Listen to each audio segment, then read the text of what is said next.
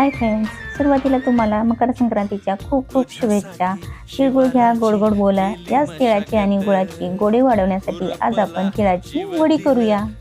त्यासाठी एक वाटी तीळ छान असे खमंग भाजून घ्यायचे आणि त्याच वाटीने एक वाटी गुळ घ्यायचा। एका कढईमध्ये 1 चमचा तूप घालून गुळाचा पाक तयार करून घ्यायचा। पाक थोडासा कडकच करायचा म्हणजे वडी कुरकुरीत आणि खमंग होते। पाक तयार झाला की त्यामध्ये भाजलेले तीळ घालून मिक्स करून घ्यायचे। हे मिश्रण गरम आहे तोपर्यंतच पळपूट लाटण्याला तूप लावून घ्यायचे।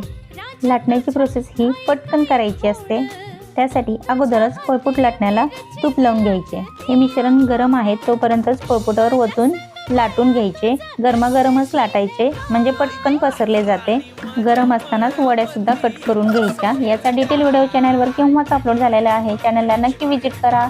व्हिडिओ आवडला असेल तर व्हिडिओला लाईक करा आणि चॅनलला सबस्क्राईब करा।